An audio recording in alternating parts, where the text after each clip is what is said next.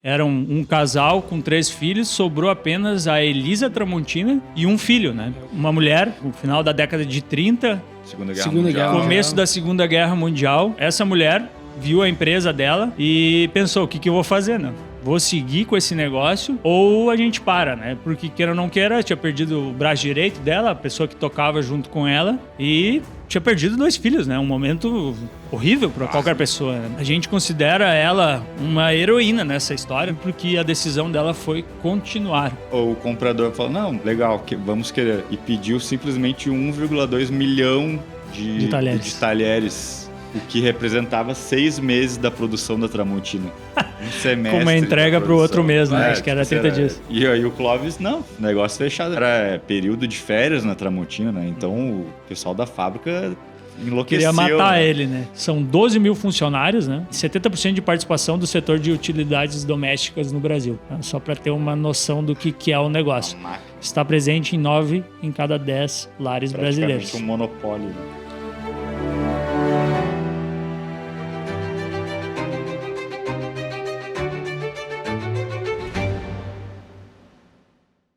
Tramontina, uma empresa que dispensa apresentações, muito conhecida nacionalmente e que conquistou o mundo. Essa é uma empresa que a gente não precisa fazer uma introdução, não precisamos falar muito dos big numbers, porque ela realmente é um case de sucesso brasileiro muito interessante que está presente em 9 a cada 10 lares brasileiros. Ou seja, é uma empresa de sucesso familiar que está há 114 anos presentes nas nossas vidas, né? Então, acho que hoje a gente vai bater um papo, principalmente para explicar como essa empresa chegou nesse patamar, quais foram as ações e atitudes dessas famílias que estão por trás dessa empresa que fizeram a empresa chegar nesse patamar, né? E principalmente tentar entender o que foi feito para uma empresa familiar com 3 sucessões já dar tão certo, né? Quais foram realmente as atitudes administrativas que fizeram essa empresa ser o que ela é? Então, Matheus, como é que você está, meu amigo? Tô ótimo, tudo bem. E você, Greg, como é que você está? Muito bem também. Que legal, cara. Pessoal, eu me chamo Augusto, então nós 3 hoje vamos falar da Tramontina. E que teve um início lá no começo do século passado, né, com um homem chamado Valentim Tramontina, que era filho de imigrantes. Ele morava numa pequena aldeia, num lugar bem pequeno aqui da Serra Gaúcha. Nós somos gaúchos, né? Nós somos vizinhos deles aqui, estamos em Porto Alegre agora gravando esse podcast. E ele era um ferreiro, né? Basicamente ele fazia ferraduras, tá? É interessante porque por que ele fazia ferraduras, né? Porque aquele terreno, né, da Serra Gaúcha, ele é bastante íngreme. Então os animais precisavam das ferraduras para ter uma melhor tração, né? E era uma demanda bem interessante, né? Essa demanda que existia, e ele acabou vendo isso, né? E também vem de uma tradição secular, né? Na verdade, dos italianos de serem ferreiros, né? Sim. Então, ele viu essa demanda e começou a fazer ali, a montar o seu negócio de uma forma bastante primária, né? Ali no fundo de casa e tudo mais. Até que, em 1911, o trem chega naquela região, né? E a gente sabe que, né, historicamente, o trem, quando chega num lugar, ele traz bastante benfeitorias para aquele lugar, né? Ele acaba fazendo com que a economia cresça e, dessa forma, também se crie novas empresas e em pequenas indústrias, que foi o caso de lá, né? É legal a gente falar, né, que a gente está falando da Serra Gaúcha, na cidade que hoje é Carlos Barbosa, né? Que é o lugar onde especificamente foi onde começou a Tramontina. Perfeito. Que é aqui pertinho da gente, é uma hora e pouco de Porto Alegre, né? Para situar mais ou menos a galera que não conhece. Sim, hoje de carro, né? Dá uns 120 quilômetros. Exato. Então, para todo mundo entender mais ou menos geograficamente onde que está localizada. Perfeito. E aí ele vendo aquele crescimento, né? Que o trem iria trazer, ele fundou a Ferraria Tramontina, né? Então, em 1911, há 114 anos, era fundado a Tramontina, né? E ele começou fazendo pequenos concertos, principalmente prestando serviço para as outras pequenas indústrias, né? Também fazia as ferraduras e já naquele início fazia alguma coisa de faca e coisas do tipo. Mas era algo bem rudimentar, algo bem iniciante, né? E aí ele começou o seu negócio, né? Na cidade onde hoje é Carlos Barbosa, né? E 9 anos depois de ter fundado, ele se casou com a Elisa de Seco, né? Que é uma importante pessoa nessa história, né? Um personagem muito importante da história da Tramontina, né? E após isso eles começaram a fazer o primeiro produto campeão de vendas, né? Da Tramontina, que não eram facas, né? Sim. A gente hoje pensa em Tramontina e a gente fala de facas, panelas, né? Que é os grandes produtos da Tramontina, mas não, eles faziam um canivete, né? Que se chamava Santa Bárbara. Isso. Né? E ele era um canivete até que ele veio em uma situação bem interessante, né? Foi uma oportunidade de negócio para ele, né? E na região ali tinha muitos caniveteiros, como se chamava, né? Uhum. Mas na época eles não tinham eles não tinham essa expertise, né? E aí eles aprenderam a fazer, os 3 ferreiros que tinham na Tramontina foram aprender com um primo da Elisa, né? Uhum. Como se fazia canivete, né? O processo. E ali começou, então, que no livro fala que eles se botaram a fazer canivete. Sim, sim. É sobre isso, pessoal. O Cláudio Tramontina lançou há pouco tempo, né? A gente não está fazendo uma publi, mas é muito interessante esse livro, né? Que ele conta toda essa história. E até a gente teve a oportunidade de receber o autógrafo dele. É uma pessoa sensacional que a gente vai poder contar. Mas ele conta essa história com ricos detalhes, né? Desde o início, né? E como realmente essa empresa começou de uma forma bastante pequena, né? Vendo uma demanda. E aí também teve uma questão de uma oportunidade que uma indústria pegou fogo, né? Logo depois que eles aprenderam a fabricar esses canivetes com o parente da Elisa, uma fábrica de canivetes pegou fogo em Porto Alegre. Daí eles ficaram sabendo disso e usaram essa oportunidade para 2 coisas. Primeiro, para pegar aquele material, restaurar e vender, fazer um dinheiro já com aquilo. Perfeito. E também para aprender também a manusear melhor o material, que era um produto totalmente novo para eles, né? Que o Negrico falou, eles estavam aprendendo. E esse foi justamente o primeiro produto de sucesso, vamos dizer assim, da Tramontina, que deu o primeiro salto, né, na empresa lá no início. Então, foi muito importante essa oportunidade que eles encontraram com o incêndio numa fábrica lá de canivetes e eles conseguiram gerar valor com isso, né? 2 fatores que acabaram ensinando eles a fazer canivete, né? Que é esse do primo deles. Eles ficaram 8 dias, tiveram 8 dias de treinamento com esse primo para aprender a... Se mudaram lá para casa do primo e foram... Sensacional. E aí, bom, o negócio ia acontecendo, continuava sendo pequeno, mas interessante que chegou um momento muito triste dessa história, né? Que ali no final dos anos 30, no intervalo de menos de 3 anos, basicamente, acabou falecendo o Valentim Tramontina, que era o fundador, né? E 2 filhos, né? 2 dos 3 filhos que eles tinham. Tudo começou a partir de um primeiro filho que faleceu, o Henrique, né? O Henrique. No outro ano, o Valentim acabou falecendo, né? Em decorrência dessa perda. Em decorrência, né? Ele ficou muito mal com a perda do filho e faleceu, e aí depois morreu o outro. Mais um filho, né? Então, nessa família dilacerada, né? Que destruída. Era um casal com 3 filhos, sobrou apenas a Elisa Tramontina e um filho, né? O Ivo. Que era o Ivo. E, bom... Imagina uma mulher no final do século, no final da década de 30, Segunda Guerra Mundial. Começo da Segunda Guerra Mundial. A gente sabe que tanto italianos como alemães no Brasil sofreram diversas perseguições, né, pela sua, enfim, nacionalidade, etc. E era um momento muito difícil, obviamente, né? Então, essa mulher viu a empresa dela, que já naquele momento tinha 13 funcionários, e pensou, o que eu vou fazer, né? Vou seguir com esse negócio ou a gente para, né? Porque queira ou não queira, tinha perdido o braço direito dela, a pessoa que tocava junto com ela, e tinha perdido 2 filhos, né? Um momento horrível para qualquer pessoa, né? Decisão difícil de tomar, né? E a Elisa, a gente considera ela uma heroína nessa história, a gente poderia sim colocar assim, porque a decisão dela foi continuar aquele negócio.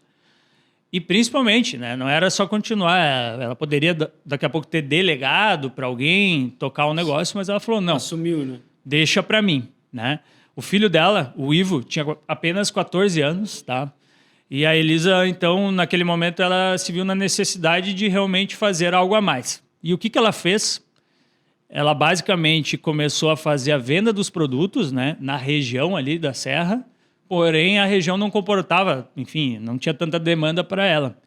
E aí ela descia para a capital gaúcha, né, Porto Alegre, de trem, uma vez por semana, com uma mala cheia de canivetes e outros pequenos produtos que a empresa fazia para vendê-los na capital gaúcha, né? Então, vamos tentar pensar, né, contextualizar esse negócio aqui.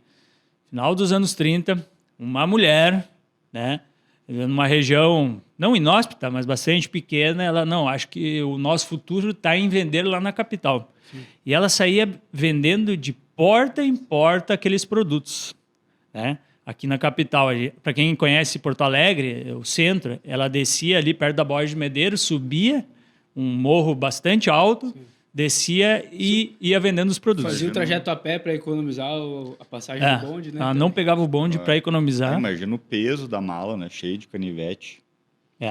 Ela foi muito resiliente, né? Eu acho que imagino que ela entrou ali num processo de sobrevivência mesmo, porque ela ainda tinha um filho para criar, tinha empresa que ela tinha que fazer alguma coisa. Então ela botou o chapéu na cabeça e foi para a guerra, né? Ai, que função, né? Vim de trem de Carlos Barbosa até Porto Alegre com a mala cheia, né? Sim. E ela toma uma decisão também na mesma época, que é interessante, que é para manter os funcionários, porque imagina, ela não sabia nada sobre a fabricação. Ela estava vendendo, né? Uhum. E para manter aqueles 10 funcionários que ela tinha ali dentro da fábrica, ela deu a parte de terra que ela tinha recebido, né? Sim. Ela dividiu em lotes e dividiu entre esses funcionários para em 13 lotes para os 13 funcionários. Exato. Para manter eles presos, de uma certa forma, engajados na empresa. Já era uma política de retenção, né? Reter talentos. Então, é assim que se retém talento naquela época. Ela abriu mão ali do que ela tinha, do patrimônio dela, enfim. Ela tinha um terreno grande lá, né? Uhum. Ela tinha um terreno bem localizado na cidade de Carlos Barbosa, né? E já era uma forma de reter mesmo, né? E conseguiu. E interessante que, enquanto a Elisa saía, o Ivo já tocava na parte fabril, né? Que era um jovem, né? Enfim, um adolescente. E ele tocava esse negócio. Porém, em uma dessas andanças da nossa heroína Elisa, em Porto Alegre, certo dia ela foi abordada por um policial, ou enfim, um fiscal, né? Que exigiu dela os documentos, né, referente aos produtos, sei lá, uma espécie de nota fiscal ou algo do tipo. E a Elisa de Seco Tramontina, simplesmente não sabia o que ele estava falando, né? Porque é importante também mostrar, era um negócio totalmente pequeno, de um lugar inóspito, praticamente formal, artesanal também, né? É uma coisa ainda de produção pequena, né? De pouca escala, então... E ela estava querendo crescer. Né? E ela estava ali, né? Na capital, que já tinha uma outra proporção. E aí, a partir desse momento que ela recebeu essa multa ou algo do tipo, ela viu que existia uma necessidade de fazer uma formalização desse negócio, né? De colocar ali a documentação em dia, basicamente, né? Precisava de um burocrata, né? Não tinha gestão financeira, administrativa, né? Era só a produção e ela saía vender e ficava uma confusão ali. Era só o cenário perfeito, né? É só produzir e vender, mas não é assim que funciona, né? Mas curioso o Estado atrapalhando o empreendedor desde sempre, né? O burocrata, a mulher vendendo canivete lá na raça e o cara dando multa, né? Enfim. E eu acho que assim, acho que isso devia acontecer com vários negócios, né? Que viviam na informalidade, mas ela teve uma coisa perspicaz, né? Em vez de ela, tipo, só negar isso, vou continuar fazendo do jeito que eu sei fazer. Não, ela foi atrás, né? Que é o que a gente vai falar agora. Foi atrás de alguém para corrigir esse erro, né? Para corrigir, para realmente formalizar a empresa. Todas as atitudes que, agora, olhando historicamente, que ela fez, foram muito certeiras, né? Sim. Tanto essa questão de retenção dos funcionários, como a própria questão dessa mulher ir vender, né?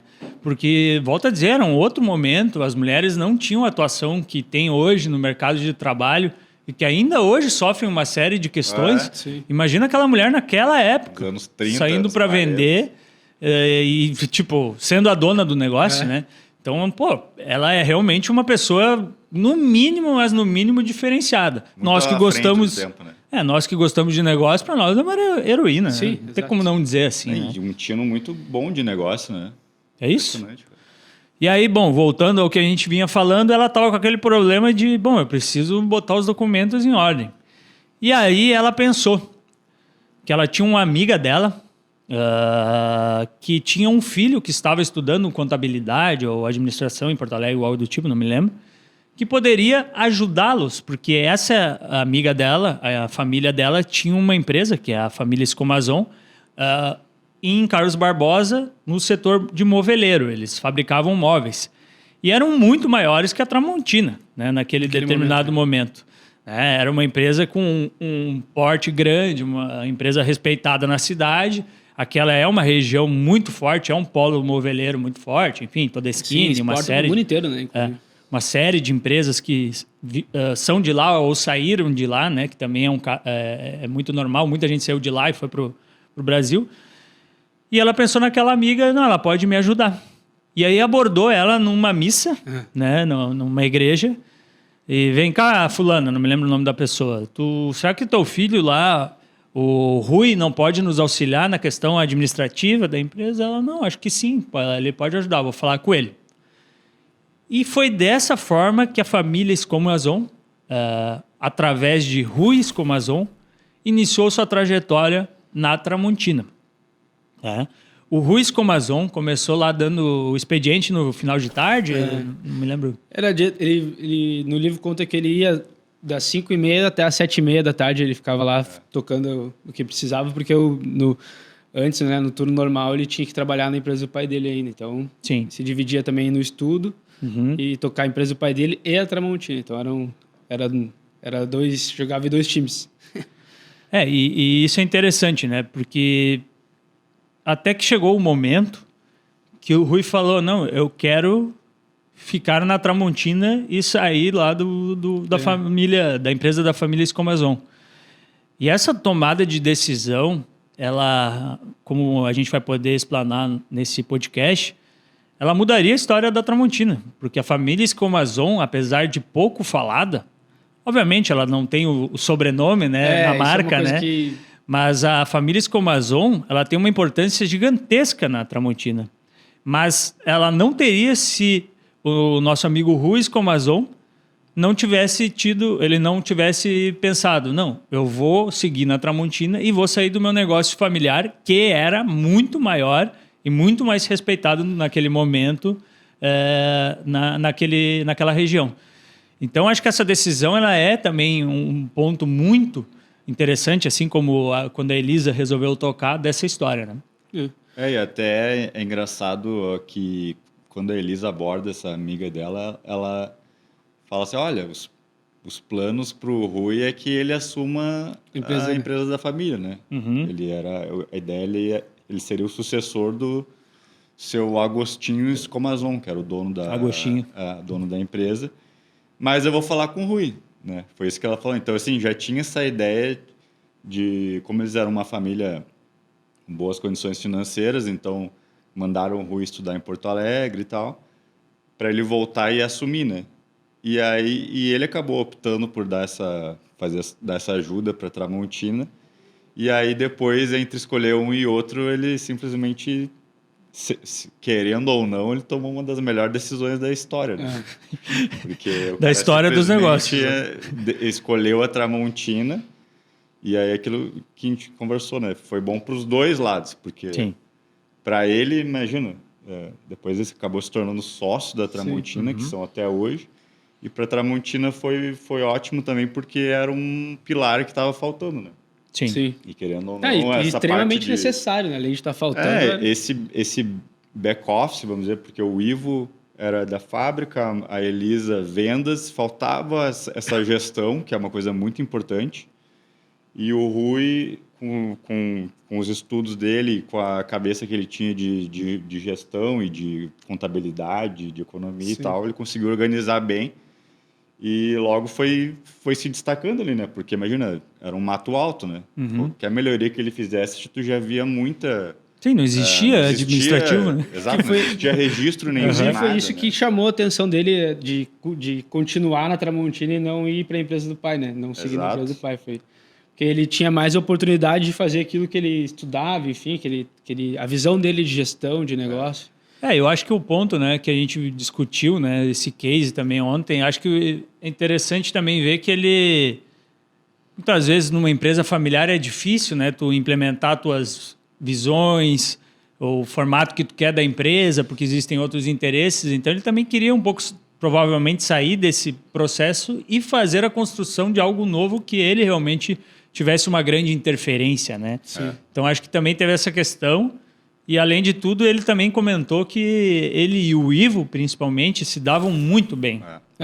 Eles tinham uma conexão de amizade, fora a questão dos negócios, mas também na visão de negócios muito grande. Né? Eles eram complementares. Então, por isso, segundo no livro do Clóvis, ele também comenta que foi por isso que ele tomou essa decisão importante. Né?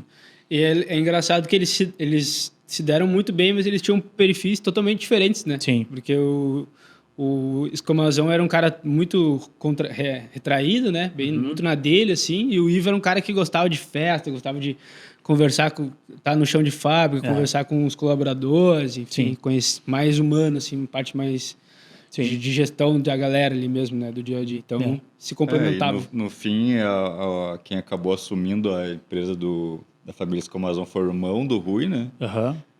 E ele optou pela Tramontina, então... Até porque, além de tudo que a gente já falou, eu acho que ele conseguia ver o impacto do trabalho dele. Ele conseguia ver muito mais esse impacto na Tramontina do que na empresa da família, que já era uma empresa grande e tal, né? Sim. Então, ele começa a trabalhar, foi em 49, eu acho, né? Isso, 49. Isso. E aí, ele vai tão bem, o trabalho dá tanto resultado que em 54 ele se torna sócio. Isso aí. Né? Não, e esse é interessante, né? Ontem a gente conversando também, depois de 43 anos de empresa, que foi feito o primeiro contrato social, que o nome até é interessante, Matheus. Viúva Valentim Tramontina e Companhia Limitada. Não tinha o nome da Elisa, era Viúva Valentim, enfim. Que a gente não sabe se era uma coisa normal, típica da época, a gente imagina que sim, né? Que era devia ser, mas enfim. De homenagem. Só para ter o tamanho de como era um negócio diferente, cara. Não era o nome da Elisa, era Viúva, sabe? Enfim. Mas depois de 43 anos foi feito o primeiro contrato social, né? Eram outros tempos, era um outro momento, era um outro lugar também. Então, assim, as coisas eram mais tranquilas, eram, entre aspas, mais tranquilas. Mas também aqui cabe um negócio, né? Que a gente pensa muito hoje e a gente tem essa coisa hoje do imediatismo, as empresas precisam lucrar rapidamente. E, cara, eles demoraram 43 anos para fazer um contrato social. E naquele momento, 90% do faturamento da empresa ainda vinha dos canivetes. Sim. Um item que hoje nem existe mais na Tramontina. Né? Então, o resto era garfos e coisas pequenas. Mas olha o que era, né? O quanto tempo se passou, quantos aprendizados eles tiveram nessa andança deles, para aí sim, em 2025, ter um tamanho que tem, né? Mas as coisas não são fáceis. Basicamente, ficaram, arredondando aí, 40, 50 anos vendendo um item que hoje nem existe mais. Seja, tem comemorativo, mas não existe mais, cara. É louco. É louco, né? Tipo, muito, muito diferente os tempos, né? E aí, ali em 1961, na verdade até antes, né, é importante a gente colocar que em 1955 nasceu o Clóvis Tramontina. Grande personagem. Né, que vai ser outro grande personagem, que era filho do Ivo Tramontina, né, e da Elisa. E o Eduardo Escomazon, né, filho do Rui Escomazon, que seriam os dois caras que no futuro seguiriam o legado dos pais deles, né, de uma forma muito parecida, inclusive.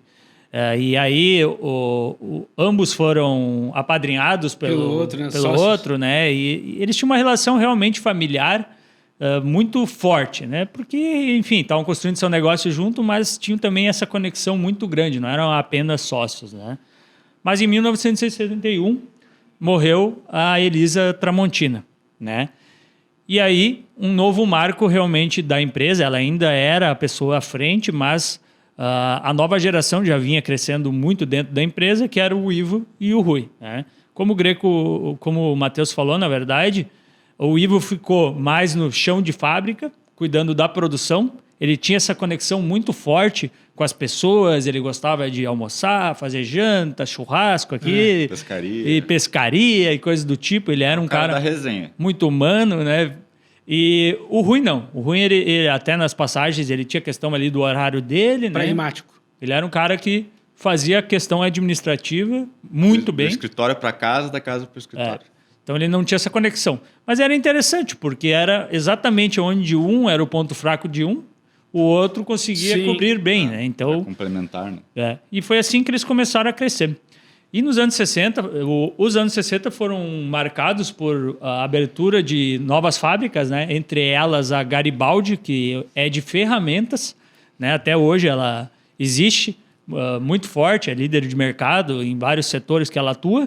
E já em 1969 foi feita a primeira exportação por parte deles, que foi facas para o Chile. Chile, né? Isso.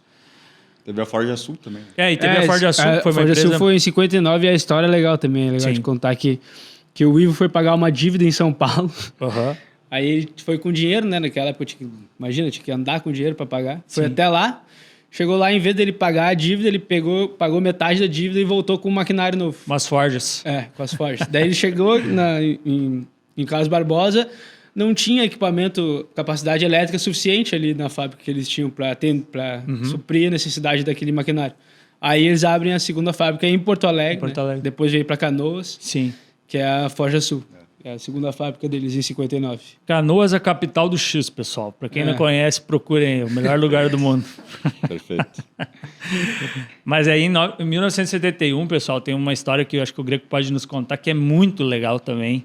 E são esses pequenos quebra-cabeças que vão formando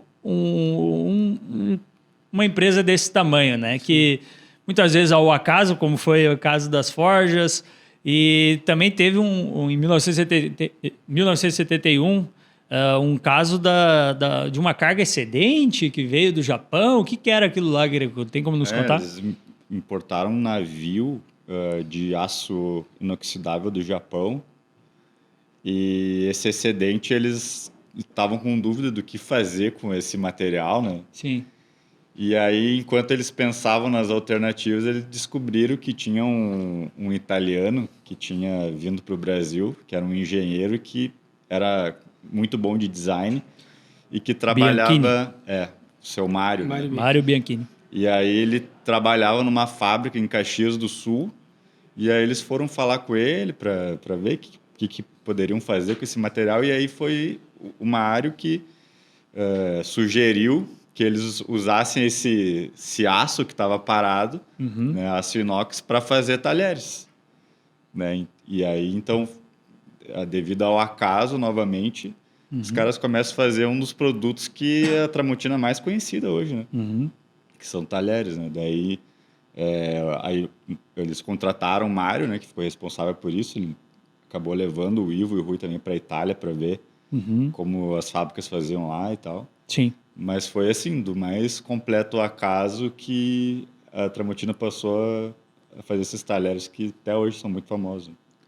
Que é o carro-chefe da empresa, né? Então foi num acaso até interessante que é uma história muito contada lá na região, é que quando chegou o aço, era um aço especial, né? Ele tem um nome lá, enfim. Não tinha lugar para armazenar. E aí foi colocado em praça pública o aço, porque eles não tinham onde colocar. E aí se desenvolveu essa questão o pensamento do que seria feito até começar realmente a ser fabricado. E aí foi até uma sorte também, porque logo o aço teve um aumento bizarro de valor e eles estavam com o aço ali, com excedente. Até acho que eles venderam uma parte. Mas foi assim que começou os talheres na Tramontina, né? Então não foi algo muito pensado. Eles para frente, né? Também. Não teve comprar, depois a gente vê. Não teve um planejamento estratégico. Não, agora vamos entrar no mercado de talheres. Não, tem esse aço inox aí sobrando, vamos fazer. Não foram fazer pesquisa de mercado e tudo mais. E o acaso também de ter um engenheiro muito foda que manjava muito de design ali perto, em Caxias do Sul, né? Qual a chance, meu? E o Mário é um cara muito importante na história da Tramontina, né? Ele ficou até dos anos 2000 e ele é o principal cara do design, né? Que principalmente desse... Tramontina sempre teve, até pela questão das origens dela, um design italiano, né? Que eles procuraram ter e por isso se destacou no mercado. Então ele é uma figura muito importante, mas que veio dessa forma meio, né? As coisas meio aconteceram e assim ele começou. Então ele era, inclusive, um grande tomador de decisão da Tramontina, né? No Clóvis ele foi um divisor de águas. Né? Uma visão muito técnica, né? Essa sofisticação de design, né? Que até hoje a Tramontina é muito conhecida, são um produto de qualidade, né? Não são um produto barato. E sempre perguntavam a opinião do seu Mário sobre alguma coisa. Ele pegava a peça e ele não respondia na hora, né? Sobre a peça se estava boa ou não. Ele ficava com ela durante umas 4, 5 horas analisando, depois ele vinha com um briefing inteiro, falando, não, isso aqui. E aí, pessoal, dentro dessa perspectiva que eles estavam crescendo, né? Então, dessa questão da carga excedente, se fez uma nova fábrica, que é a Tramontina Farroupilha, em outra cidade chamada Farroupilha, né? Foi a primeira que foi fora da cidade. Bem perto. Na verdade, a primeira não. Teve a Forja Sul, mas é que a Forja Sul acabou saindo do grupo. Mas é uma cidade perto, né? E aí eles abriram em Farroupilha. Logo depois, eles realmente focaram em diversificar, né? Estamos falando dos anos 70, né? Então, eles... Bom, o que a gente pode realmente... Viram que dava certo, né? Ter novos produtos. E aí eles fundaram novas fábricas, que foram a Tramontina Electric, que até hoje também existe, que é de materiais elétricos, né? Tomadas, lâmpadas, interruptores. E também daí foi feita a Tramontina Multi, que fabrica pá, enxada, aparador, cortador de grama, carrinho de golfe. Sim, é isso. A Tramontina tem carrinho de golfe, pessoal. Carrinho de golfe, tem aquele carrinho de maca, tem os carrinhos da Globo. Do jogo, né? Tipo o carrinho da Globo. Eles aceleraram nos anos 70, né? Aproveitaram que o Brasil estava crescendo, né? Sim. E tocaram ficha, assim. E aí que veio uma questão que eu acho que é legal vocês comentarem, que é o formato, né? Que foi criado nessa época de como seria a questão administrativa do negócio, né? Porque é algo bem único da Tramontina, que, bom, existia então o núcleo, né? Formado pelo Ivo e pelo seu Rui, mas começaram a se ter várias fábricas, correto? Sim. Então, como foi essa conexão das fábricas com esse núcleo, né? Basicamente, eles fizeram, para deixar assim de uma forma bem resumida, cada fábrica era como se fosse uma empresa à parte, tá? Que se reportava ao núcleo. E até hoje é nesse formato. Então, como é que funcionava? Existia o dono de cada fábrica, entre aspas, né? Obviamente não era o dono, mas era o diretor, que esse cara, dentro da fábrica, tomava as decisões. E cada fábrica possuía seus setores. Então, eles possuíam o seu setor de compras, seu setor logístico, seu setor comercial naquele início, depois foi tudo plugado, mas até hoje existem...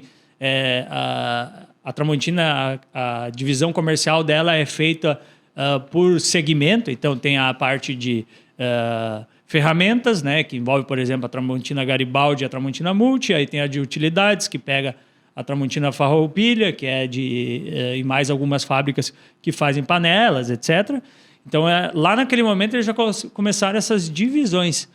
E aí surgiu algo muito interessante que difere a Tramontina de muitas empresas, né?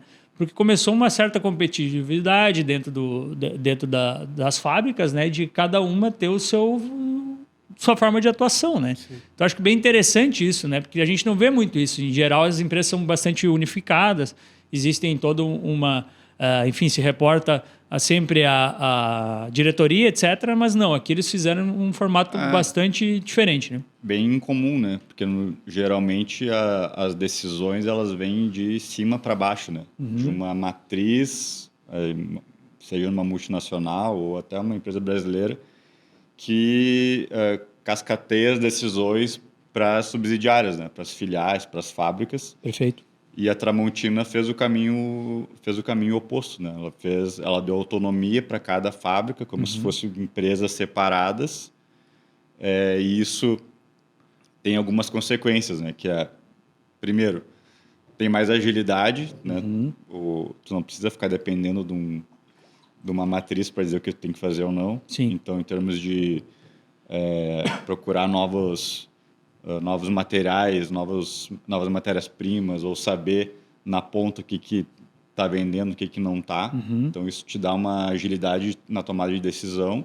Perfeito. E também a questão de que, querendo ou não, acaba tendo uma competição entre as unidades, né? Porque uma hora ou outra, todos os gestores dessas fábricas têm que se reportar ao escritório central, né?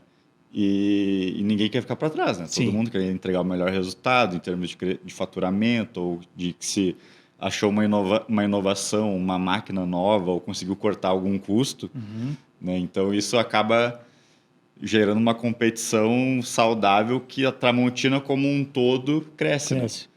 Então, e são várias cabeças pensando também, né? Exato. Sim. Então, isso traz uma força. Testando também, né? Testando modelos. Eu acho que, tipo, é muito difícil um cara, por exemplo, se o escritório, vamos dizer, fosse em São Paulo e a fábrica fosse em Carlos Barbosa, é muito difícil um cara, vamos dizer assim, um CEO encastelado lá, um COO também, encastelado, querer dizer para a fábrica o que tem que fazer ou não, entendeu? Claro. É muito mais fácil o cara que está na ponta, conhecendo os clientes, vendo como é que está a venda de cada produto, saber o que vende mais ou não, claro, entre outras coisas, do que um cara que está isolado lá, né? E se fosse, vamos dizer, tudo do mesmo segmento, sabe? Até ok, mas, cara, tem ferramenta agrícola, entendeu? Sim. Que é a Multi. Cara, é outro setor, exato, é outro nicho. Por exemplo, a questão de temperatura, a questão de se chove mais, por exemplo, tu precisa de um aparador de grama. Quando chove mais, tu corta mais grama. Se não chove, ou se só chove, também é ruim. Mas então, se tem chuva e sol, então tu usa mais aquele aparador de grama. Ou seja, vai ser um ano que vai vender mais aparador de grama.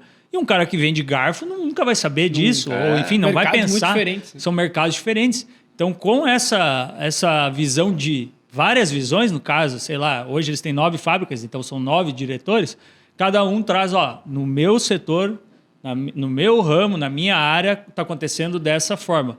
Mas existe essa troca de conhecimento em, por exemplo, eu estou com um novo fornecedor, né, que é os caras lá italianos, ou sei lá quem, que, cara, esse cara aqui me trouxe uma solução muito boa. Dá para replicar aí? Sabe? Então, um novo tipo de aço aqui que é mais leve ou é mais barato. De repente tem sinergias com soluções, né, entre si. Eu acho que essa descentralização, esse modelo descentralizado de gestão foi o que proporcionou talvez essa diversificação de produtos, né, também ao mesmo tempo. Se não fosse assim, talvez a Tramontina não teria conseguido diversificar tanto o mix de produtos e fazer tantas coisas que nem ela faz hoje. São setores com dinâmicas muito diferentes, né? Então, tu vender panela, garfo e faca é muito diferente de tu vender uma ferramenta para uma grande indústria. Sim, para uma indústria. Para uma refinaria, para uma plataforma de petróleo, sei lá, que precisa. Então, se tu não delega essa gestão para outros gestores, tu provavelmente vai se perder. Sim. E foi uma decisão contemporânea também que esses gestores eles iriam vir do chão de fábrica, né? Ou seja, eram pessoas que conheciam já as fábricas nas quais viraram diretores desde o início lá da produção. Então, pessoas com experiência prática lá, né? De vivência de fábrica, chão de fábrica, que administram cada uma delas. Então, esse acho que é o segundo... Acho que da gestão do Ivo e do Rui, esses foram os dois principais pontos, né? A descentralização e a política de recursos humanos, né? Sim. Que é muito certeira, né? Muito certeira no geral, quando abria vagas, pedia, né, estimulava que as pessoas contratassem amigos ou familiares. Né, pessoas de confiança, né? Lembrando que Carlos Barbosa ainda é uma cidade pequena, né? Na época era mais... Sim, metade da cidade é a Tramontina. Exato. Então, assim, tem essa questão da confiança e tal, né? Então, eles priorizavam esse tipo de pessoa e nos cargos de gestão mesmo, gerentes, supervisores, diretores, era obrigatório que fosse contratado de dentro do quadro de funcionários. Sim. Né? O que é profissional de carreira, né? Profissional de carreira, o que é faz parte das melhores práticas até hoje, né? Se tu vê Jim Collins, ele fala exatamente isso, e outros grandes, eu sempre falo também. E isso for reparar, as maiores empresas de maior sucesso, que a gente falou da VEG esses dias, a maioria não contratam um prata CEO da casa, rockstar, né, de fora. Eles formam a prata da casa, o cara muitas vezes começa como estagiário e vira CEO, né? Sim. E também, além disso, tem uma coisa que está no livro, eles estipularam uma regra que quem era da família não poderia assumir também essas empresas, né? Da família Tramontina e Escomazonas. Só podia estar no escritório central. Sim. Lá. E claro, né, só para deixar bem claro, as decisões, grandes decisões, por exemplo, investimentos em novas setores de fábricas, coisas do tipo, tudo isso é batido junto ao núcleo, né? Mas a otimização de tempo ela é feita naquelas decisões operacionais, sabe? Do dia a dia, que talvez tivesse que ir para um cara lá em cima. Sim. E aí, claro, vira uma pirâmide, é muita gente pedindo e tudo mais, né? Então, esse processo realmente foi muito certo. Claro que também deve ter o ônus disso, né? Por exemplo, como as compras não são juntas, né? Elas não são centralizadas, acaba que tu não tem tanto poder de barganha muitas vezes, né? E isso provavelmente aconteceu em diversos momentos, além provavelmente também de trocas de informações que poderiam ser mais rápidas, mas foi uma decisão que acabou dando muito certo, né? E eu colocaria como terceiro grande ponto deles, Greco, acrescentando ao que tu colocou, é que desde aquele momento eles pensaram a Tramontina como uma marca, apenas a Tramontina, né? Isso foi criado pelos dois, né? Pensando, não, a gente precisa fortalecer apenas a marca, né? Porque até você comentou ontem um exemplo que eu achei bem interessante, não sei se você quer falar agora, sobre como eles... Não, vai ser Tramontina, se for, vai ter uma submarca, mas nunca vai ser Omo ou qualquer coisa do tipo, né? Uma abordagem comum também, né? Porque, no geral, a maioria das empresas, as grandes empresas de consumo, né? Unilever, P&G, Johnson & Johnson, tem dezenas, centenas de marcas para cada segmentação de cliente, né? E a Tramontina usa a mesma marca desde um garfo e faca até um carrinho de golfe. Né? Então, isso eu achei muito incomum também, porque me foge à mente assim, outra empresa que fez isso, sabe? Sim. No geral, é isso, a empresa começa a diversificar e para agora a gente atende o público feminino, vai ter uma marca, a gente atende o público mais velho, vai ter outra marca. E no fim são grandes casas de house of brands, assim, né? Perfeito. E a Tramontina não, ela seguiu por um caminho de usar a marca Tramontina em todos os produtos, e que é muito produto, são 22 mil itens, né? E eu imagino que, pensa, né? Tinha os donos das fábricas e, cara, era um momento que a Tramontina não tinha o tamanho, ela não era nem líder de mercado no setor de utilidades, tá? Então imagina o cara lá, sei lá, da Multi, né? Que faz os equipamentos agrícolas. Porra, será que não dá para botar, sei lá, um nome mais que converse? Sim. Porque tinha os donos, né? Não, os caras seguraram. E isso quem segurou foi esse núcleo, né? Foi os dois. Então, essa decisão se mostrou muito acertada ao longo dos anos, né? E aí, nos anos 80, entra um outro grande personagem dessa história, que realmente parece um filme, mas ainda não é, deveria ser, que foi o Clóvis Tramontina, né? Nos anos 80 ele começou a atuar até numa área bem... Na área fiscal, Matheus? Qual que era? Área de custos. Área de custos. Justamente por essa questão da descentralização das fábricas, tinha que fazer um controle de custos mais objetivo também, justamente por isso. Porque, às vezes, uma fábrica tinha uma solução que era melhor do que outra para a fabricação de um produto muito parecido, então ele conseguia casar ali soluções e apresentar e controlar melhor essa gestão. Então ele começou fazendo isso, mas logo no início um tio dele, né, que era o irmão da Dona Elisa, que naquele momento estava fazendo a parte comercial, que era o tripé, né, do Rui, do Ivo e ele, que era o comercial. Ele notou que o Clóvis tinha uma aptidão muito mais para essa parte de vendas do que a parte de gestão. Cuidar de custo. E daí puxou ele para trabalhar com ele inicialmente, né? E mesmo assim, antes dele atuar em vendas, um dos projetos que ele fez lá, ele usou até como uma tese na pós-graduação dele na FGV, né? Que ele conseguiu economizar bastante dinheiro, porque eles tinham um produto semelhante lá e que uma fábrica usava um material, acho que era acetato, uma coisa assim, e a outra usava polipropileno. Daí ele fez os cálculos lá e viu que se usar só polipropileno, que era muito mais barato, teria uma grande economia, né? E aí ele usou isso como a tese dele na FGV. Né? Mas claramente esse não era o foco dele. Né? Tem até umas passagens interessantes quando ele era criança, que ele fazia... Ele disse que ele sempre foi um vendedor, né? Então, quando ele era criança, ele vendia rifas para a igreja, né? Então, primeiro ele tinha que vender as rifas, e aí ele vendia tudo. E aí tinha uma pessoa sorteada, né? Quando chegava a pessoa sorteada, ele fazia, entre aspas, uma outra venda. Ele fala assim, né? Porque ele comentava, bom, olha só, tem como a gente não te entregar esse prêmio para a gente conseguir fazer uma nova rifa com o prêmio e conseguir mais dinheiro para a igreja, né? Então, cara, ele desde pequeno ele era um vendedor, fazia uma série de ações lá. E aí ele se formou em 2 faculdades, né? Na PUC Rio Grande do Sul, em administração, e na Unicinos, direito. Mas como ele foi picado pela área comercial, né? A gente pode colocar assim, e a Tramontina naquele momento vivia, até então, ela era muito forte no Rio Grande do Sul. E um pouco da região sul também, mas ela tinha suas vendas basicamente no Rio Grande do Sul. E ela não estava no varejo, né?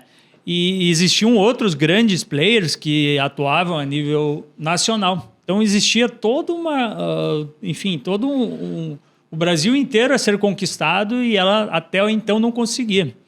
E aí, Greco, acho que é até interessante a gente colocar, porque depois de uma certa discussão lá interna, o Clóvis conseguiu realmente ir para São Paulo como gerente comercial de uma determinada linha da área de utilidades. E quando chegou lá, ele se colocou em 2 grandes situações que mudariam a história da Tramontina, né? Já de início o cara já deu muito certo. E eu acho que essa questão que você comentou ela é muito legal, né? Porque a Tramontina ela tinha uma atuação apenas com atacados, né? E o Clóvis falou, não, eu quero vender direto, né? Para varejistas, né? É interessante notar que nos anos 80 a Tramontina ainda não tinha todo esse prestígio que ela tem hoje, né? A marca não era tão famosa e justamente tinha essa questão de vender só para atacadista, né? Então, logo que o Clóvis assumiu, acho que até numa questão assim acho que ele é um cara competitivo e querer se provar, de já implementar mudanças e vendo que o racional também não fazia sentido ter um intermediário para que esse intermediário venda para o varejo, né? Se ele poderia vender direto para o varejo. Sim.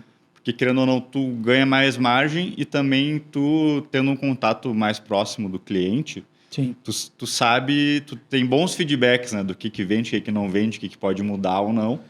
E além de realmente ter muito mais gente querendo comprar, né? Sim. Tu abre porque o atacadista não atende todo mundo, né? Exato. E é tu vendendo. Exato. Também. Então tu consegue... O atacadista chega com uma série de produtos ali, de diversas marcas, que muitas, inclusive, estão comissionando ele a mais, ou coisas do tipo. E lembrando que naquele momento a Tramontina, provavelmente, para os atacados, não significava nada. Exato. Então, hoje é óbvio pensar que não faz muito sentido a gente ter uma força de vendas que vai também atuar nesse ramo. Né? Não, e eu acho legal que ele colocou em prática esse plano de entrar no varejo e foi muito ousado já de início, né? Não é que ele escolheu uma pequena rede, uma pequena loja para ir testando, não. Ele simplesmente um dia estava andando em São Paulo e passou pela loja do Mapping, né? Que na época era uma grande referência de varejo. Sim, para quem não conhece o Mapping, nós temos um vídeo, né, Greco? Exato. E ali dá uma dimensão do que era, né? O pessoal de São Paulo provavelmente conhece, pelo menos o pessoal 30 mais. Marcou gerações. Mas era um varejo gigantesco, assim. Uma loja muito... Uma grande loja, história, né? uma grande história interessante. O Mapping, então, foi o primeiro alvo dele, né? Ele teve essa ideia, ele ligou pro pai dele falando que ele ia. Nem o pai dele levou fé, né? Acreditou. Não, nem produto a gente tem para vender para o Mapping. O próprio representante que atendia também falou, não faz também sentido. O Mapping ele vendia produtos com, assim, maior status, vamos dizer assim. Sabe? Sim. Então, produtos mais refinados, mais sofisticados. Sim, né? exato. Sim. Então, por isso que o pai dele falou, a gente nem tem como atender eles, porque a gente não faz esse tipo de produto. Mas o Cláudio botou na cabeça que ia vender para o Mapping, conseguiu uma reunião né, com o responsável lá da área de compras e com um dos executivos. Enfim, a pessoa lá, a compradora, não tinha interesse, né? Sim. Aí fez um pedido lá para... Meio que um pedido absurdo para escantear. Ele falou, esse guri não vai voltar, né? Na época o Cláudio tinha 26 anos, né? Então, vou pedir aqui um negócio só para ele não ter como fazer, é uma forma educada de dizer não, né? Sim. Daí pediu 10 mil... 10 mil baixelas de 3 baixelas, tamanhos. né? O total foram 30 mil, né? Mas é que o grande problema não era nem o número de 30 mil, era um grande problema porque não tinha essa produção, mas o problema mesmo foi os tamanhos, que eram 3 tamanhos diferentes. Isso. E a Tramontina só produzia um deles, no caso ela teria como atender 10 mil, né? Porque era o pedido total. E aí ele tinha essa demanda de novos... Enfim, não existia na Tramontina a baixela de número 8 e da de 12, só tinha de 10. E aí ele, não, beleza, eu vou aceitar essa... Ele falou o negócio fechado na hora e falou... Ela fez umas especificações também, não, tem que ser litografado. Na embalagem. Embalagem, ele nem sabia o que era. Falou, não, fechado. Ele fala aqui, porque aqui o pessoal chama os italianos de gringo, né? Ele fala, não, o gringo aqui lá do interior nem sabia o que era isso, né? Mas ele não quis nem saber e falou, não, pode deixar que a gente vai entregar. Fechou, aí falou com o seu Mário lá, né, na fábrica, ele falou, não, era um desafio. Ele viajou para ir pessoalmente dar a notícia porque ele ficou com medo de falar. Porque era um pedido gigante e tal, com essas especificações, e aí o seu Mário conseguiu atender. E aí depois teve um outro episódio também, né, que foi com Pão de Açúcar, né, que na época acho que já era o número 1, já era gigantesco, né? Sim. E aí ele, mesma coisa, queria ter o Pão de Açúcar de cliente, fez lá o pitch dele para vender conjuntos de churrasco, né? Que na época não era comum também, era sempre vendido separado. Aí fez o pitch para vender, isso no final de 81, né? Nos últimos dias de 81. Então, final de dezembro de 81, aí o comprador falou, não, legal, vamos querer. E pediu simplesmente 1,2 milhão de talheres, o que representava 6 meses da produção da Tramontina. Era um semestre de produção. Um semestre. Com uma entrega para o outro mês, né? Acho que era 30 dias. 10 mil kits, alguma coisa assim, né? Bizarro. E aí o Clóvis, não, negócio fechado, mesma coisa. Só que dessa vez ele não quis dar a notícia para a fábrica, né? Ele terceirizou para alguém e falou, isso aí é coisa do Clóvis, a gente tem que entregar. Sim. Porque imagina, final e ela precisava disso para algumas semanas, né? Janeiro ainda. Coisa de um mês, assim, no máximo. Então, e aí era período de férias na Tramontina, né? Então o pessoal da fábrica enlouqueceu. Queria matar ele, né? Imagina. Eles conseguiram entregar e depois o Pão de Açúcar se tornou um dos maiores clientes da Tramontina, né? Não, e é interessante que daí ele começou a ter uma fama, né? Dentro da Tramontina de, o cara é arrojado, o cara traz negócio, onde ele bota a mão dá certo. Então, ali que ele criou a fama. Fama de visão boa também, né? Exato. Inclusive, que ele teve aquele caso também do Carrefour, né? Com o Zafari. Sim. Né? Que ameaçou botar ele de fora. O Zafari ameaçou fazer um boicote se os fornecedores fornecessem para o Carrefour, né, que tava... Isso foi antes dele se tornar gerente, né? Isso foi quando ele atuava aqui no Rio Grande do Sul, já estava na área comercial. Para te ver como ele já tinha o tino, né? Porque daí falava, se tu fornecer para o Carrefour, tu não fornece mais para o Zafra. E aí ele falou pro tio dele, né? Olha, tio, se a gente vender para o Zafra, a gente vai vender só em Porto Alegre, que é uma rede aqui muito forte aqui no Rio Grande do Sul, né? Mas se a gente vender para o Carrefour, a gente pode vender até para a França, porque o Carrefour é francês. Então ali tu já via a ousadia, porque não é uma decisão fácil, tu perder a conta de um grande cliente que era o Zafra, né? Parceiro histórico da Tramontina. E a visão de negócio. E amigos, né? Amigos, familiares, famílias tradicionais gaúchas, né? E me chama a atenção o fato do Clóvis ser um grande tomador de risco, né? Sim. Pedidos gigantes, que não sabe se vai conseguir entregar se é 6 meses de produção ou não, mas que mudaram o jogo, né? Ele é um cara muito pra frente, né, cara? Ele é um cara, ele até fala, não olhe pra trás, só olhe pra frente, vamos fazer, dá pra fazer, a economia tá ruim, vamos crescer 10%, sabe? É um cara que na verdade, ele foi o grande espírito nas últimas décadas da Tramontina e acredito eu o grande responsável por realmente conseguir entrar em novos mercados, porque o impossível nunca não é uma palavra que está no vocabulário dele, né? Ele não pensa assim. Então é esse negócio, né? Todo mundo dizendo não do mapping, não tem como, não temos produto, e ele foi lá, incomodou. E até é interessante porque o representante ele já ia há muito tempo lá. Sim. Né? Então realmente foi algo do Clóvis, claro que era o filho do dono. Ele chega já se apresentando como filho, ele se apresenta assim, né? Mas também tem essa questão que eu acho muito interessante que depois ele viria a ser o presidente da Tramontina, mas ele não foi por ser um Tramontina. Ele foi justamente por essa construção, porque ele que quis lá ser gerente e trabalhar. Então esses pontos da história, eles demonstram que realmente daí teve uma meritocracia. Talvez tivesse alguém melhor que ele. Eu acho difícil, né? Porque depois, hoje é mais fácil de analisar. Mas o cara era muito para frente, ele se preparou para isso, um cara com 2 faculdades, com MBA na FGV, né? E até em determinado momento faltava algo para ele foi para fora para estudar e ver como é que era o mercado.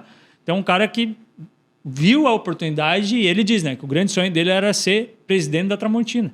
E ele não foi porque ele era Tramontina, ele foi porque realmente era um cara diferente e o cara certo para estar ali. Tanto é que botou a Tramontina em outro patamar, né?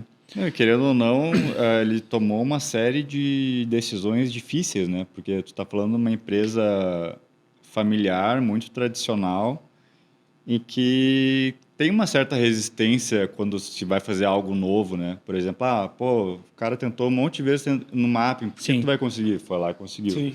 Pão de Açúcar é a mesma coisa, né? Então, assim, e até no livro conta também, logo que ele foi para São Paulo, ainda tinha porque quando ele foi, ele não se tornou gerente de cara, né? Ele começou trabalhando e tinha outro gerente, e aí esse gerente sai, ele se torna o gerente, e na equipe lá de São Paulo ainda tinha um certo estigma de que ele era o filhinho de papai, né? Sim. Filho do dono e tal, então ele queria se provar que ele era muito mais do que só o herdeiro, né? Então ele fez essa série de mudanças. Assim, teve até uma mudança interessante, né? Que logo ele fez. Estava todo mundo falando do.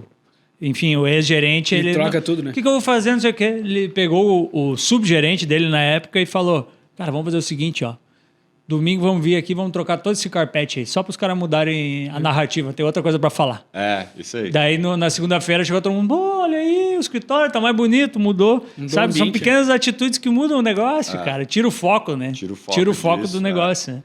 E aí, durante os anos 80, né, a Tramontina começou as primeiras tentativas de fazer uma espécie de comunicação, né, de ter a parte de publicidade, né? Eles fizeram as primeiras inserções nos intervalos das novelas da Globo, né? Com foco no público feminino.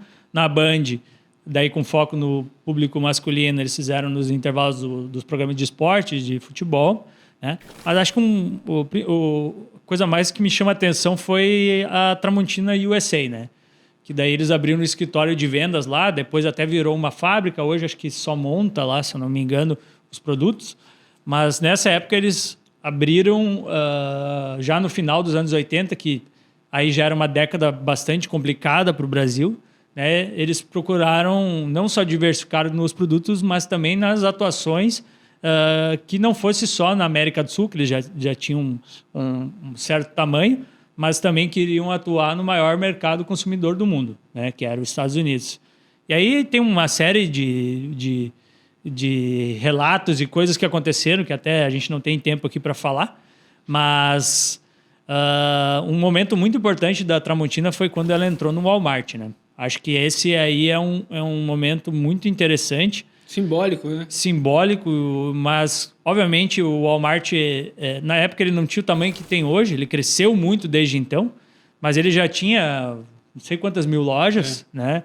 E enfim, tu ter um produto naquele lugar era algo muito importante, né? Ele já era gigante, né? Isso foi início dos anos 90, né? Acho. 89. Para te ter noção, 89 o Sam Walton já era o homem mais rico do mundo. Sim. Ou seja, já era gigante, mas ainda não era tão gigante quanto é agora, né? Sim. Aí tu imagina tu conseguir fornecer para esse gigante, né? Para o Walmart, cara. Imagina o volume dos pedidos, né? Não, e como isso acaba tendo novas frentes, né? Porque o que acontece? O Walmart é líder de mercado. E ele, desde os anos 80, ele começou, ele não expandiu só nos Estados Unidos, mas expandiu ao redor do mundo, né? Sim. E com ele se levava produtos dos Tramontina, né? Panelas, jogo de talheres. Então chegava lá o Walmart. Os concorrentes iam ver com o que eles estão trabalhando. Sim. E eram produtos Tramontina. E o que acontecia?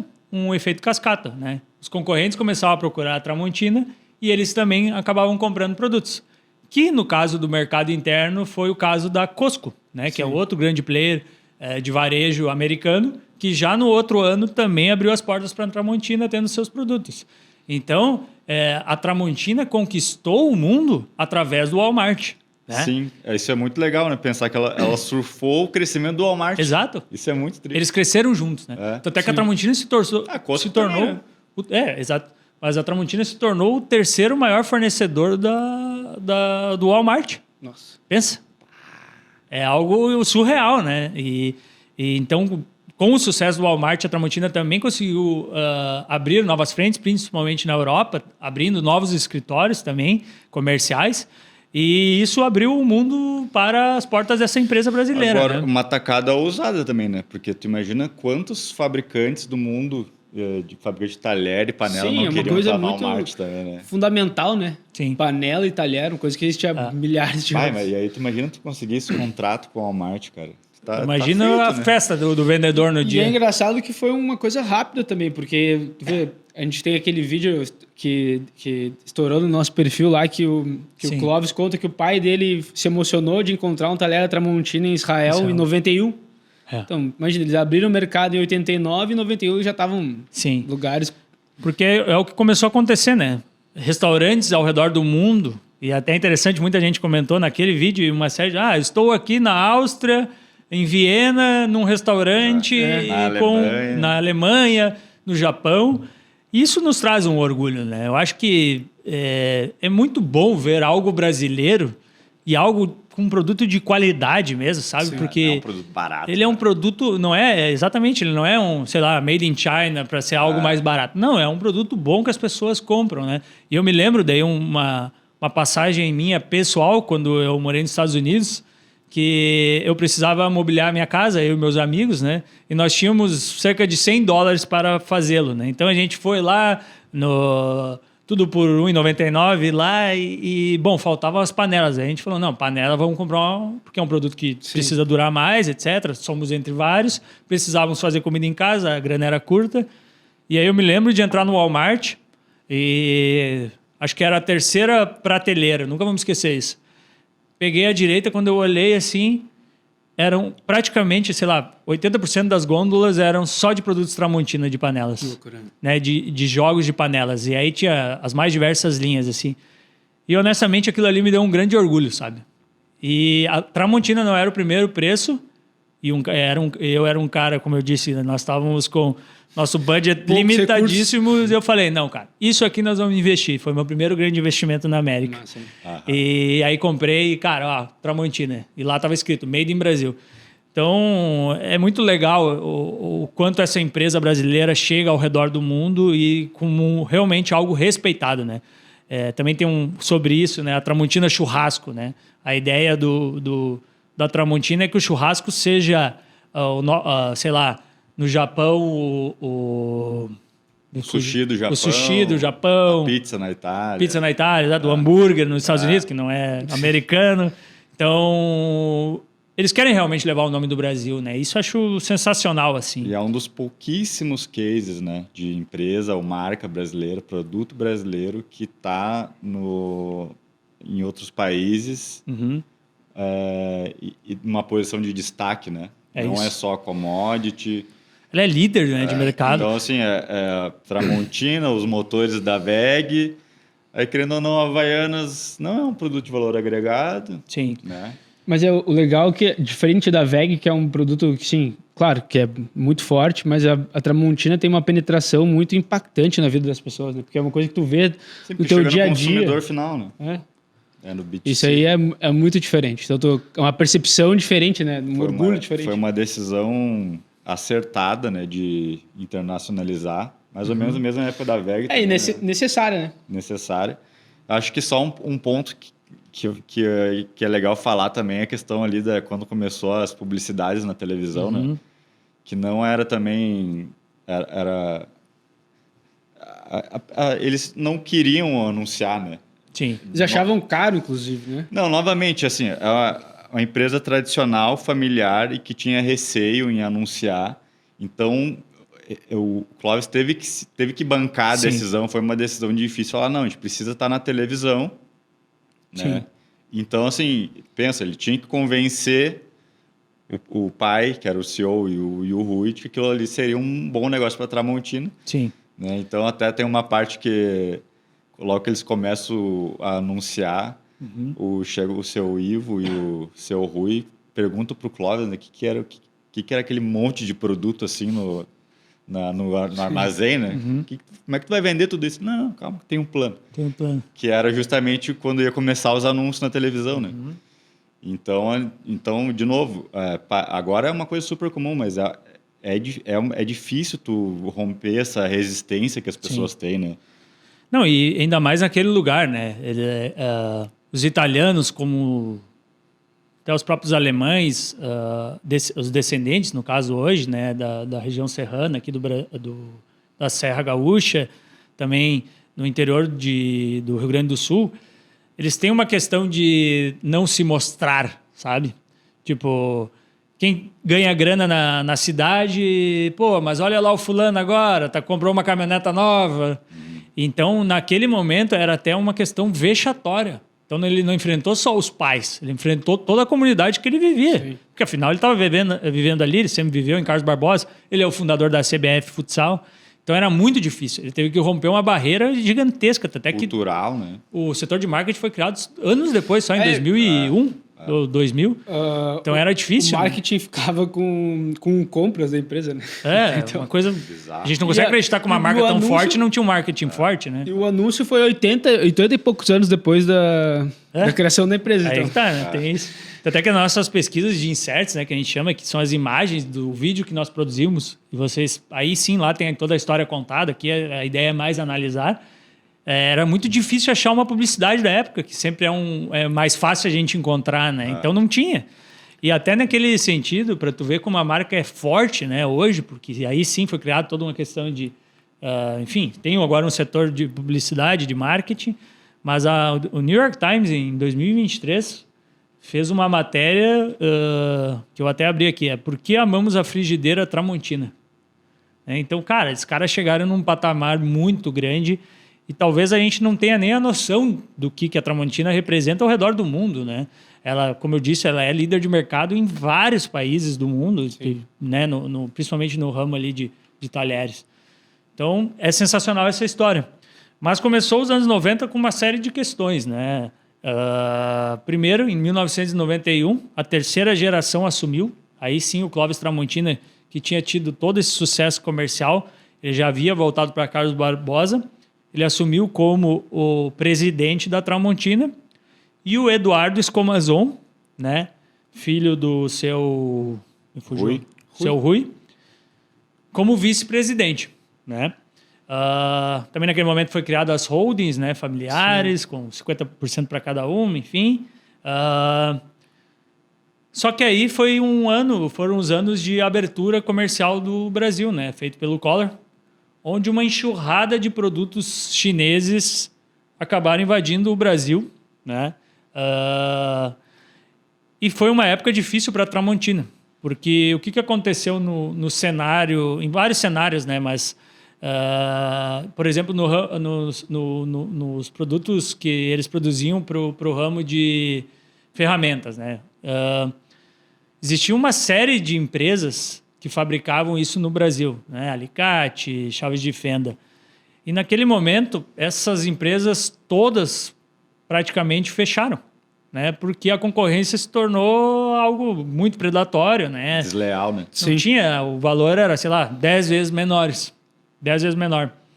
E a Tramontina, ela, inclusive, tem uma passagem também do livro, que eles foram para a China ver como é que era o funcionamento, e já no primeiro dia eles falaram, cara, nós não vamos ter como competir, a escala dos caras é muito grande. E aí foram tomadas algumas decisões, né? Alguns produtos teriam que ser realmente fabricados na China, principalmente produtos que não tinham muito valor agregado, mas a Tramontina seguiria produzindo a grande maioria dos produtos, cerca de 80%. E como eles fariam para enfrentar, né? Foi decidido ali os campeões de vendas, quais eram os produtos que mais vendiam. Primeiro foram 11, depois chegou a ser 70 e hoje é muito mais. Que a ideia era, então, produzir esses produtos em larga escala para conseguir competir com os chineses. Obviamente, eles não teriam a mesma escala, né? Porque não iam vender para o mundo inteiro naquele momento, mas eles aumentando a escala e principalmente procurando formas de melhorar a questão fabril, que aí entrou os primeiros robôs da Tramontina. Assim, eles teriam um processo mais otimizado e conseguiriam talvez bater, não de frente, tanto é que até hoje a Tramontina não tem o primeiro preço, mas conseguiria estar não algo assim, exatamente muito fora.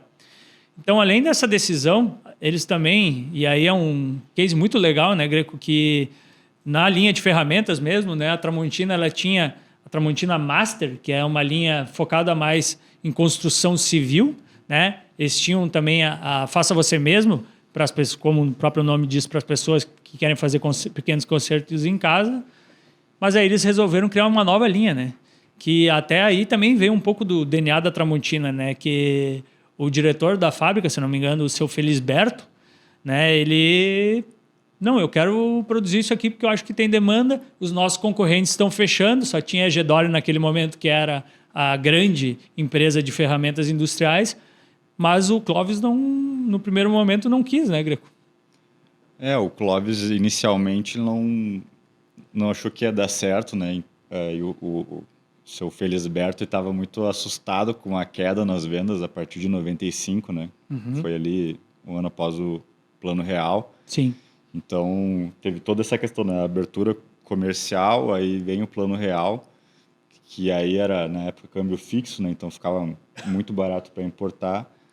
E, como tu falou, a Tramontina ainda estava nesse ramo de ferramentas para o usuário final, que tem mais como um hobby, assim, né? Fazer alguns reparos em casa. E aí o Felisberto falou para o Clóvis que não tinha como competir com os chineses nesse segmento e que eles iam ter que achar um outro segmento, né? Perfeito. Que foi o de ferramentas para atender clientes industriais, né? Para atender a indústria, porque esses clientes, eles precisam que o produto tenha muita qualidade. Sim. De confiança e estão dispostos a pagar mais por isso, né? E nessa época os chineses ainda não estavam atacando esse tipo de produto.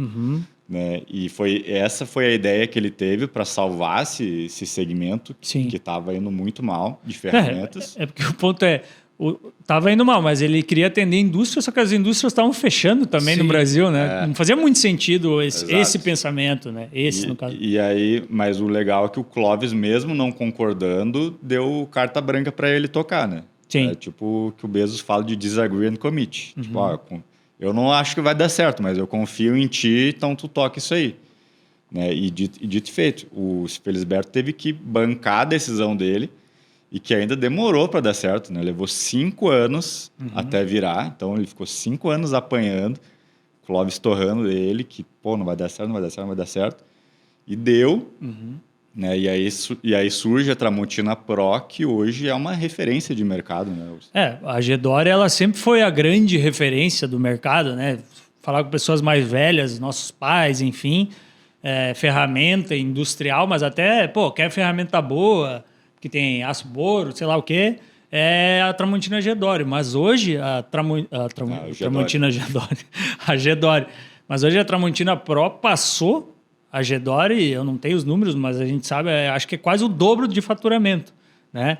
Para tu ver a potência, produtos né? muito específicos, né? Com valor agregado muito alto, né? Então, em vez de tu vender um alicatezinho por, sei lá, R$50, R$100, R$20, tu vende para uma grande indústria, uma Petrobras da vida, sei lá, uma Embraer, um alicate de 1.000, 2.000. Só para vocês entenderem, né? Por exemplo, uma plataforma da Petrobras, né? Eles têm lá...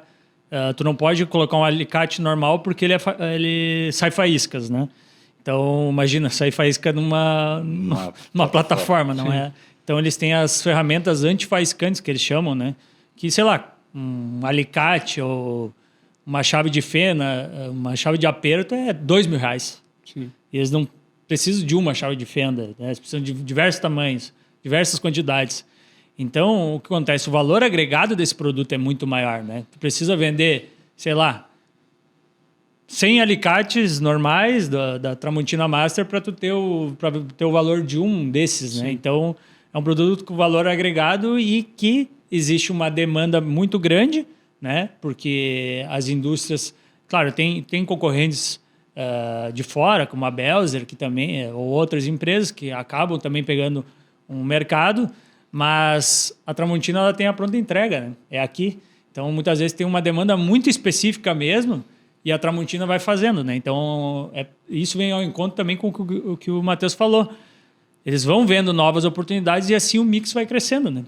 Então, foi isso que salvou a unidade de Garibaldi. Né? Isso. Que na época que o livro foi escrito, representava 30%, mas agora é mais. Hoje é quase 50%. Né? 50% do faturamento da unidade de Garibaldi são suas ferramentas industriais. E é assim que vai se criando novas demandas, né? Porque existe a demanda do mercado e os caras vêm. Eu acho que isso é aquilo que a gente tinha falado antes. É a prova de que a descentralização lá deu certo, né? E funciona porque na hora do aperto veio uma solução. Não partiu do Clóvis, né? Pelo contrário, ele até achou que não ia dar certo. Partiu de um cara lá na fábrica. E que conhecia o mercado, né? Sabia quais eram as reais oportunidades, penetração, enfim, como que poderia virar o jogo. Não, e o seu Felisberto tá lá, sei lá, 40 anos, né? Mesmo caso do diretor da Multi, os caras têm muito conhecimento, né? E esse até, sobre isso é interessante, né? A grande maioria, não a grande maioria dos funcionários, mas não sei qual a porcentagem também, mas muitos estão com 30, 40, 50 anos de casa, né? Então, é uma empresa que valoriza realmente a prata da casa e é aí que vem também ao encontro do que o Greco falou, né? Hoje já não é mais assim, mas a grande maioria do pessoal que está no C-Level, vamos dizer assim, os diretores, eles são realmente prata da casa. Né? São pessoas que começaram lá de baixo, né? Realmente na fábrica, ou como menor aprendiz do Senai, coisas do tipo. Conhece tudo, que foram ascendendo, aí muitos migram para a área comercial. E assim a empresa vai valorizando e novas pessoas entram. A Tramontina é conhecida porque, mais ou menos assim, também não é 100%, né, uma verdade, mas tu não entra lá sem ser indicado. Né? Então, ou é um amigo, ou um familiar, ou algo do tipo. Sim. E assim as coisas se perpetuam. Né? O próprio Clóvis Tramontina, né, que acabou saindo em 2022, né, e a gente... Rapidamente, a gente só vai fazer um disclaimer aqui. O Clóvis Tramontina até hoje visita empresas que são clientes dele. Sim. Por exemplo, pequenas ferragens, pequenos comércios, né? E ele dá um exemplo muito grande para toda a sua equipe, né? E ele, inclusive, participa, não sei se até hoje, mas da escolha, por exemplo, dos gerentes comerciais, que é a área que ele mais valoriza, vamos dizer assim, né? Então ele está lá dentro e esses caras conseguem, veem na figura do seu Clóvis algo muito diferente, né? E eles acabam sendo, vamos dizer, como se fossem tentáculos do Clóvis e acabam disseminando a palavra dele, né? Então, por isso que a Tramontina tem uma cultura tão forte e é reconhecida por isso, né? Porque todo mundo bebe da fonte, né, do cara. E ele acaba dando esses exemplos, que é o caso que me chama muita atenção, né? Clóvis Tramontina, ele, desde os anos 80, ele foi diagnosticado com esclerose múltipla, né? Que ele tem uma série de dificuldades de físicas, né? Ele não consegue caminhar direito e uma série de questões. E mesmo assim, até hoje, ele está andando na rua aí, andando, entre aspas, né? Visitando clientes e mostrando para a equipe, ó, das 7 às 19 horas nós vamos estar na rua. Sim. Isso eu já ouvi falar que é exatamente assim. Né? Então, sei lá, o cara está cansado, ele não, vamos ir mais um cliente, né? Então, lidera pelo exemplo. E é um modelo que ele criou também, né? Porque quando ele sai lá de São Paulo e volta para Carlos Barbosa, ele que começa esse movimento de fazer os encontros com todos os vendedores, de mostrar o produto. Ele apresentava os produtos, mostrava... Reunião anual de representantes comerciais. Então, ele alimentava muito essa ideia do representante saber sobre o produto, conhecer o que ele está vendendo, ser um especialista naquilo, né? E daí... O que eu acho legal é que é um negócio muito genuíno, né? Não é algo para inglês ver, né? Tipo assim, às vezes tem uns executivos que vai lá visita só para mostrar. Não, ele realmente é isso, ele respira Tramontina, né? E as pessoas percebem que é algo real, né? E os clientes são clientes dele há 30 anos, né? Então ele vai lá e fica conversando com os caras sobre amenidades, qualquer coisa, mas é porque ele gosta, né? Ele diz onde tem gente, tá quente. Essa é a frase que ele mais repete lá dentro. O que é isso, né? A gente tem que estar perto de pessoas, né? Porque ali a gente vai ter novas ideias, é ali que a gente vai criar coisas. Então, por isso que ele também se pega muito nessa área comercial e tem uma série de vídeos aí na internet dele tomando uma cervejinha ali com, sei lá, os vendedores dele hoje, né? Então... É muito carismático. O cara é tão vendedor que o nome dele é homenagem a um cliente também, né? Ah, é verdade. Fala no livro. Não, e tem uma série de... Ele é realmente uma figura, nasceu né? Pra isso. Tem a coisa de... Ele ia lá em churrasco de amigos e chegava lá, não era talher da Tramontina, ele entortava, tocava no lixo e no outro dia mandava uma carga de produtos da Tramontina. Inclusive, se o senhor quiser fazer um churrasco lá em casa, lá fica à vontade. Né? Não, é só produto Tramontina. Né? Ele era muito resenha, né, cara? Mas essa figura ela construiu, e por isso que a gente conhece tanto a Tramontina através do Clóvis, né? Mas ela realmente foi uma figura muito forte na história da Tramontina, né? Ele realmente conseguiu criar uma cultura muito forte, porque uma coisa era quando existiu o pai dele, né, o seu Rui. A Tramontina ela tinha um outro tamanho, e inclusive a questão geográfica era diferente. A empresa se resumia ao Rio Grande do Sul, basicamente. O Clóvis ele abriu as portas do mundo, né?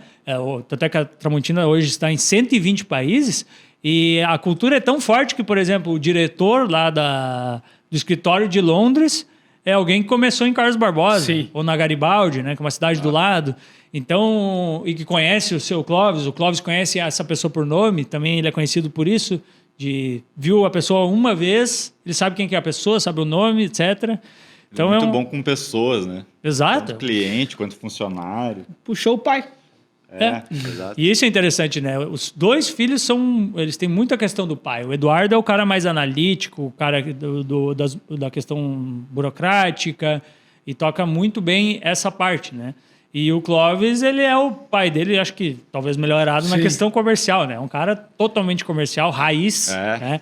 Cara que tá aí falando um monte de coisa, mas sobretudo todo mundo respeita, até que já ganhou um monte de prêmios, ele tá, enfim, em uma série de lugares. E ele desarma as pessoas, né? Porque tem uma passagem do livro que ele fala que recebeu o presidente do grupo Sonai, que depois era uma rede de varejo, né? Depois foi vendido para o Walmart. O Sérgio Maia foi lá visitar o Clóvis lá em Carlos Barbosa e tava com raiva, assim, tava cheio de problemas para resolver, tinha uma lista de uns 100 problemas para resolver.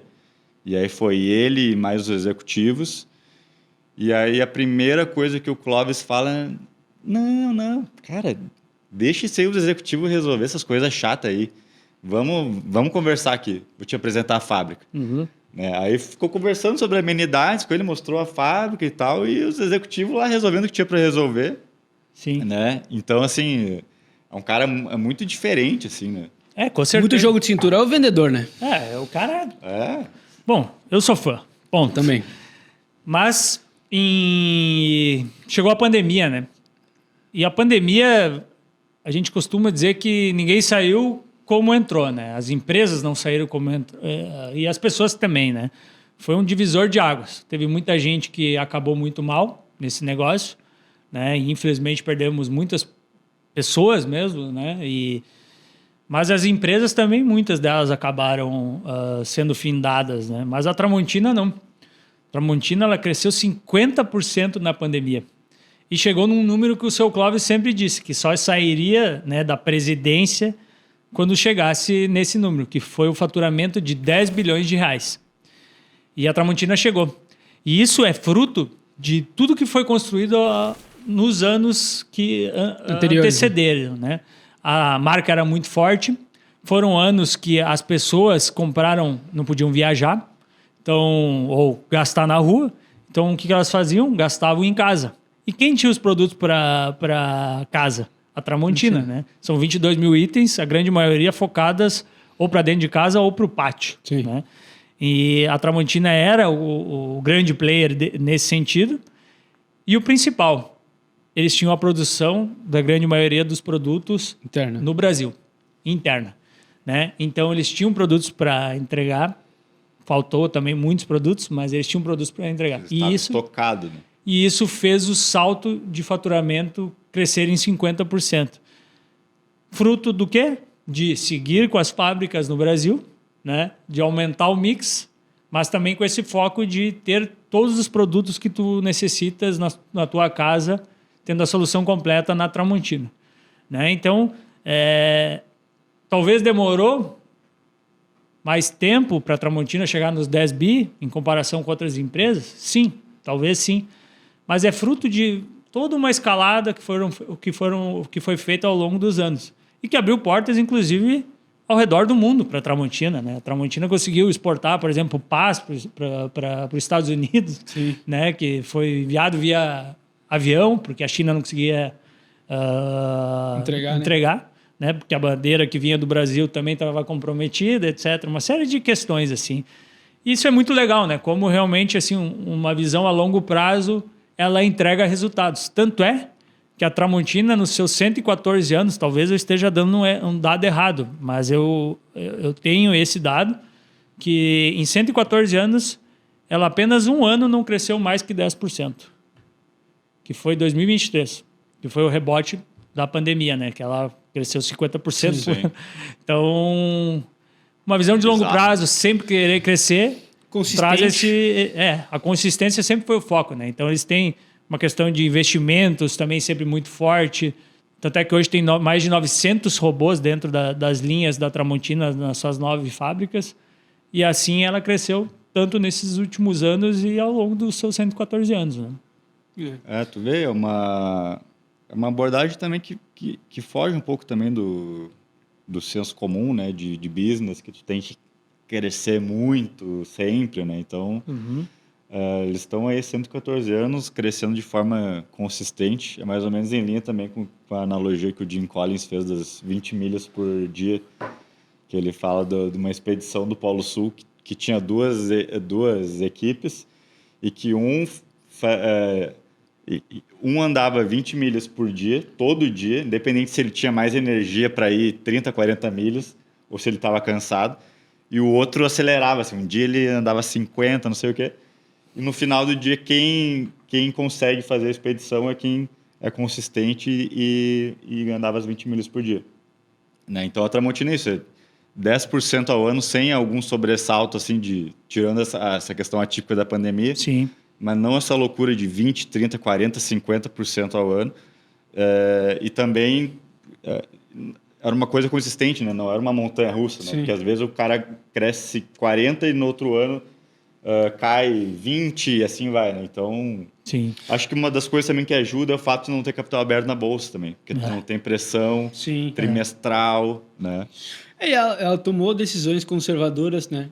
No sentido a opção por não explorar muito os importados da China e optar por ter uma produção interna que naquele momento poderia ser um divisor, um crescimento muito alto para eles, né? Mas eles fizeram uma coisa meio difícil, né, cara? Mas até sobre isso, né, Greco, que colocou é a fábula que era a grande e antiga fábula da lebre e da tartaruga, né? Que é o devagar e sempre. Exato. Né? A constância, ela realmente ela dá resultados, né?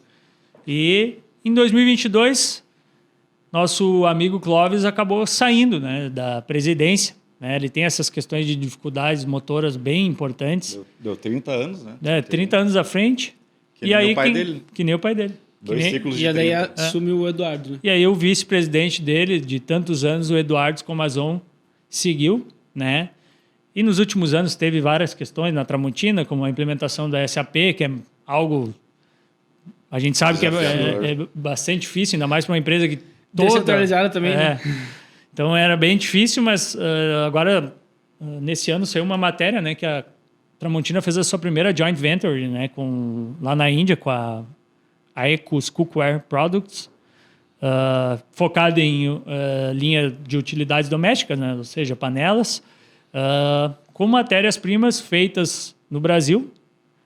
E aí sim, lá é feito, enfim, a finalização do produto.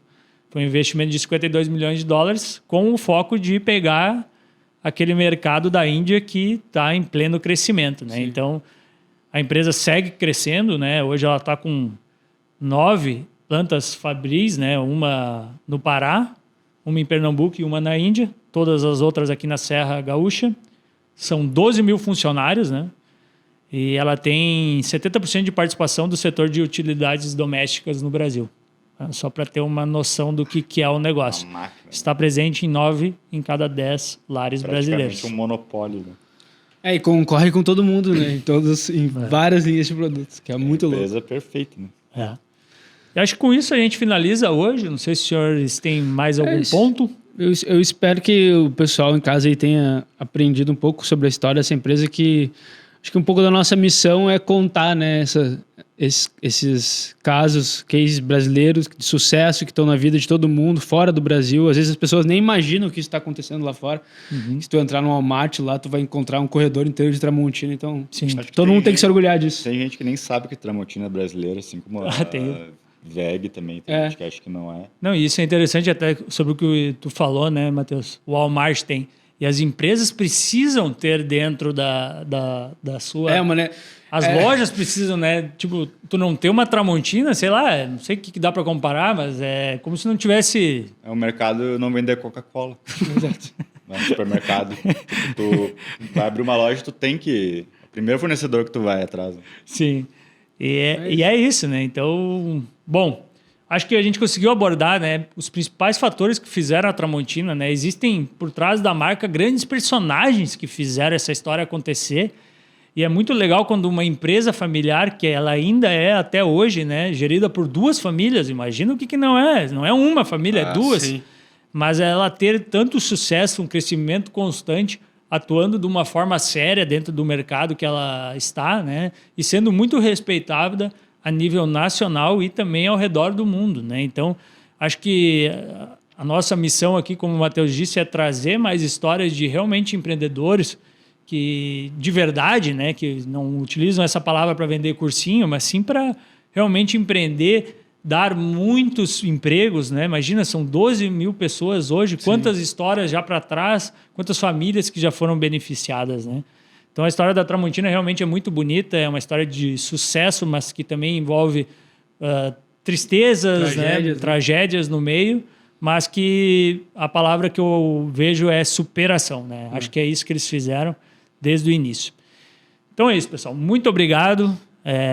Mais negócios de verdades e menos bullshitagem de internet. Isso você sempre vai ter aqui no Curioso Mercado. Obrigadão. Valeu, galera. E até a próxima. Até a próxima. Você sabia que o Curioso Mercado agora tem sua própria newsletter? Enquanto todo mundo lê as mesmas notícias de sempre, tem gente descobrindo os bastidores do mercado de um jeito diferente. Na nossa newsletter você encontra as melhores histórias do mundo dos negócios, além de recomendações de conteúdos para você ir ainda mais fundo. É gratuito e direto no seu e-mail e sempre tem algo interessante para você ler. Aponte a câmera do celular para o QR Code que está aí na tela ou acesse o link no comentário fixado do vídeo. Te esperamos lá!